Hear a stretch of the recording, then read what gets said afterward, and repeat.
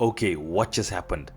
James Gunn and DC just dropped some brand new Superman footage, and yeah, it's way more revealing than we expected. Not only do we get Green Lantern teasers with Nathan Fillion as Guy Gardner, but we've also got some Justice League, or should I say, Justice Gang hints sneaking their way into the movie. Oh yeah, and there's a Michael Rosenbaum cameo that literally no one saw coming. So let's break down everything. So straight out the gate, this new footage leans heavily into Green Lantern stuff, specifically Guy Gardner played by Nathan Fillion. And yes, we're going to get into what's actually going on with him and how he ties into all the Justice League, Justice Gang references scattered throughout the movie.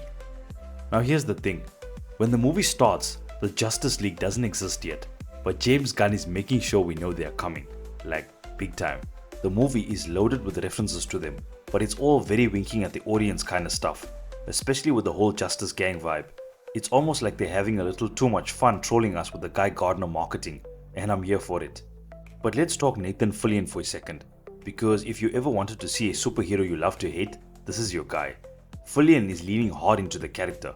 Guy Gardner is the kind of Green Lantern who starts off as a total douchebag, and somehow by the end of the movie, you're emotionally invested. You care, that's the arc, that's the trick, and honestly, it totally lines up with his vibe in the comics. Now, quick side note, but a fun one. Michael Rosenbaum confirmed he has a cameo in the Superman movie too. And no, he's not playing Lex Luthor this time around. He says it's more of a blink and you'll miss it moment, so keep your eyes peeled, that cameo is hiding in there somewhere. Speaking of blink and you'll miss it moments, let's talk about Lois Lane and that bowl cut. Yes, that bowl cut. That haircut should be against your vows. That what? That what should be what? This hilarious scene where Lois is going after Guy Gardner, completely roasting his hair, like full on, your bowl cut is a crime levels of sass. The movie leans into it hard, playing the haircut for laughs, which, let's be real, is exactly what we all expected. And yes, James Gunn dropped the behind the scenes clips. What I think we should do is bleach his sideburns so that he has to walk around in real life with just bleached sideburns. I can hear you. Really, I'm just making this movie as an excuse to give Nathan a bowl cut. Showing them actually working on the bowl cut. And get this, Nathan Fillion was all in. When he signed on to play Guy Gardner, he told him, let's go full bowl cut. Legendary. Now watch that scene closely, because in the background, you'll spot something very interesting. It looks like they're in a building owned by Maxwell Lord. Yep, the same Maxwell Lord whose building gets attacked when the Hammer of Boravia goes after Superman. That's also where the Chocos company is located. Major Martian Manhunter reference, by the way. So apparently Chocos is just renting space in Maxwell Lord's building. Small world. And when Lois fires off that line, that haircut should also be against Joe.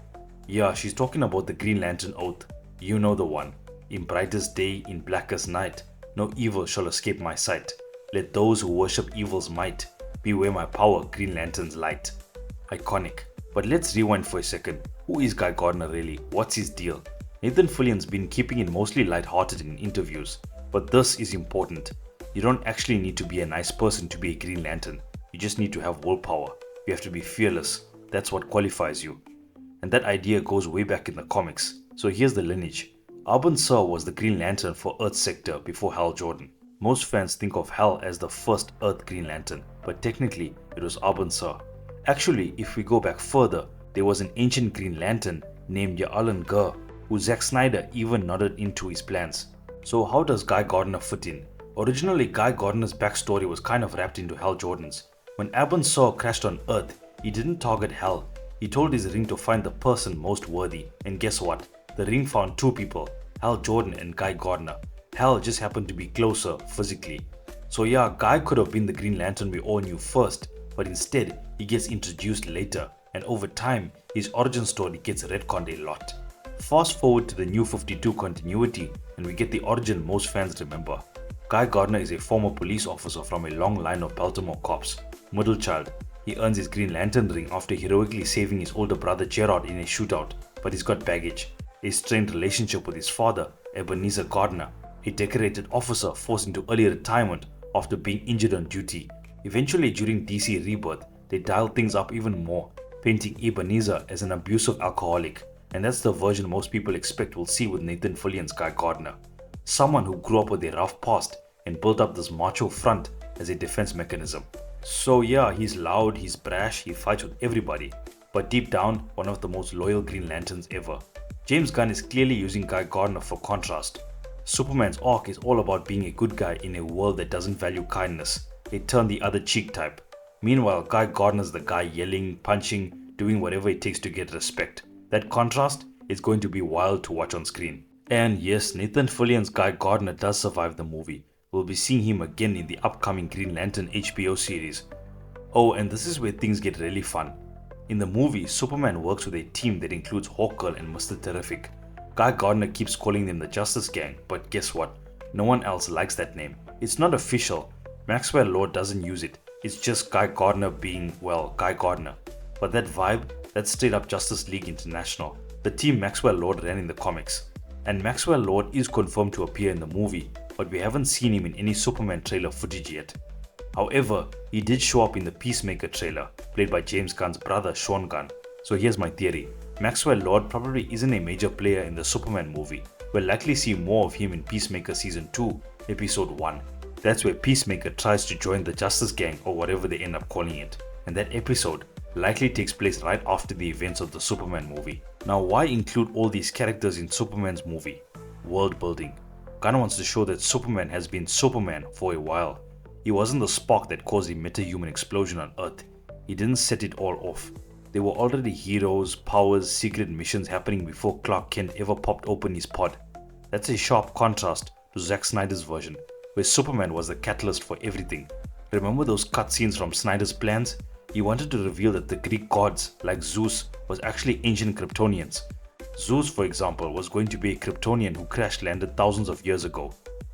That's why he had powers, looked young and didn't age. Very all-star Superman, which yes, Gunn is also pulling inspiration from. In the behind-the-scenes trailers, we see the Kryptonian robots in the Fortress of Solitude, and those are ripped straight from All-Star Superman. And while it looks like the engineer's going to destroy a bunch of them in the film, they're robots, they'll get rebuilt. Now back to the Green Lantern side of things. Gunn's clearly saving a lot of that big mythology for the HBO series. We know that Aldrich Thompson is playing Sinestro, and if you've seen him in Banshee, you know he's going to kill that role.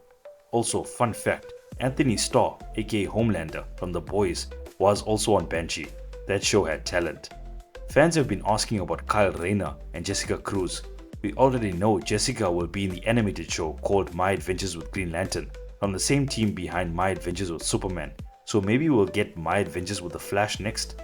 And yeah, Kyle Rayner's probably coming. They're just introducing everyone slowly, not all at once.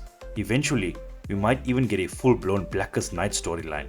It's been teased before, and with big villains like Brainiac waiting in the wings, there's so much potential for the next Justice League arc. Oh, and one last thing. James Gunn confirmed that the movie will be 2 hours and 9 minutes long, credits included, and yes, there is a post-credit scene, so stick around. And hey, tickets go on sale next week, so expect another huge trailer to drop soon. Of course, I'll be breaking down every second of the new footage when it hits. Thanks so much for watching, and don't forget to like, subscribe, and hit that notification bell so you don't miss out on any updates. I'll see you guys in the next one.